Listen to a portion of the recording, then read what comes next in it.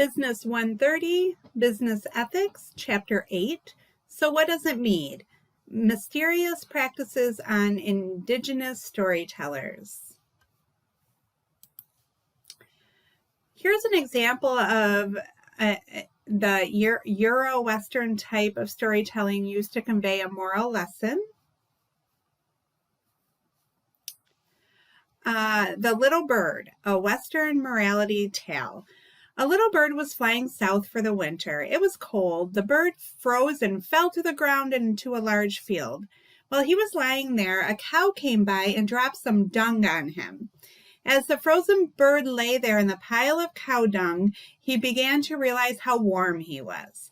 The dung was actually thawing him out.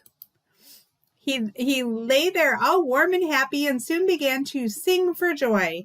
A passing cat heard the bird singing and came to investigate. Following the sound, the cat discovered the bird under the pile of cow dung and promptly dug him out and then ate him. There are 3 morals to this story. Not everyone who poops on you is your enemy. Not everyone who gets you out of poop is your friend. And when you're in deep poop, it's best to keep your mouth shut. So the most obvious difference between this morality tale and indigenous stories is that in this story, you are told the meaning or the moral of the story. So there are 7 factors specifically related to indigenous style storytelling for ethics education. So indigenous stories are more terse, cryptic, sacred, participative, place-oriented, time-bending, and non-human centric.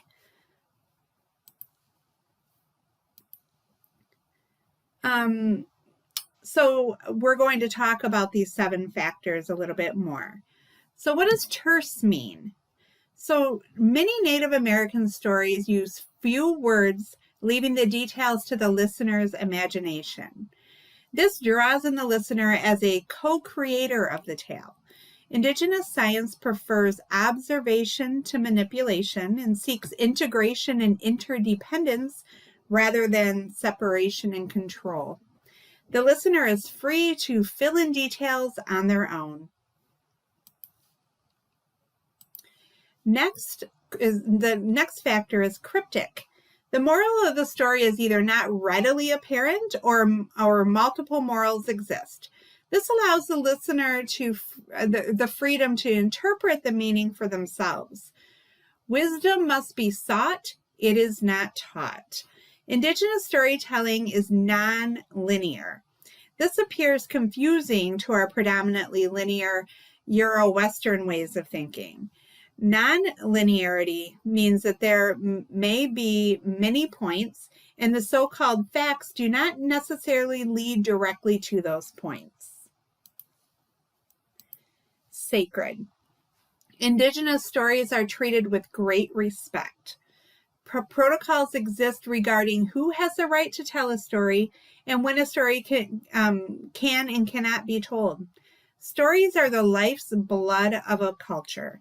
Some stories are told only in the winter when people are not so busy harvesting.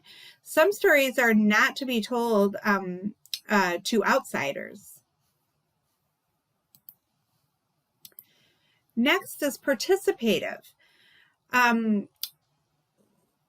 Listeners have a proactive, participative role in Native American storytelling.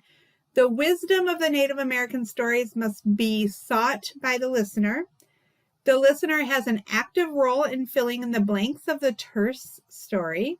The listener is proactive in deciding for themselves what the meaning of the cryptic story might be to themselves personally.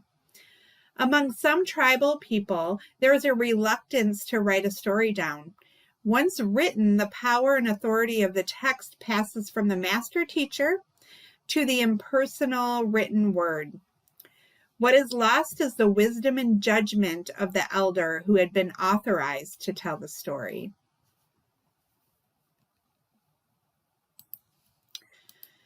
Place-oriented. The place becomes almost another character in Indigenous stories. Place was treated more significant than time to many Native Americans. Place in Indigenous culture is a key concept for meaning making. Time bending. While the spirits of the actors in the story, and recall that these actors may include rocks, plants, etc., are strongly tied to place, they are not strongly tied to chronological time. Nonlinear stories do not follow a clear time range. And then non-human centric. While Western stories often have animal characters, those stories are rarely considered as serious moral lessons for adults and children. Also, the animal characters in Western stories typically are not keepers of wisdom. According to Native logic, animals had a special role in helping explain fate, irony, folly in life. All things in the natural world are as important as the other. Humans, animals, spirits, and the sea hold the same amount of power and or relevance.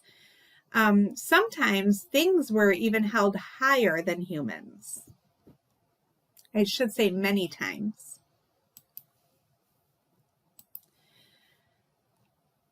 The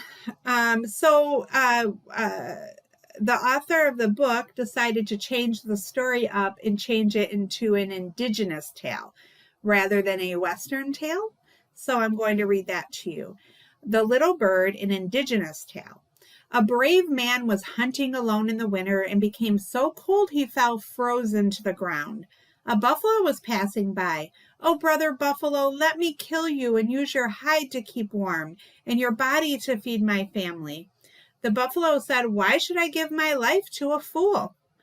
Then the buffalo dropped a pile of dung directly on that brave's body. The buffalo walked away. The brave resigned himself to death. Instead, he soon discovered that the warmth of the dung brought life back to his frozen body. Alive again but delirious, he began stumbling in circles. A bird landed on his shoulder and whispered in his ear, "Follow me." The bird led the brave back to his teepee. The indirect approach to moral lessons through a terse, cryptic, co-created story.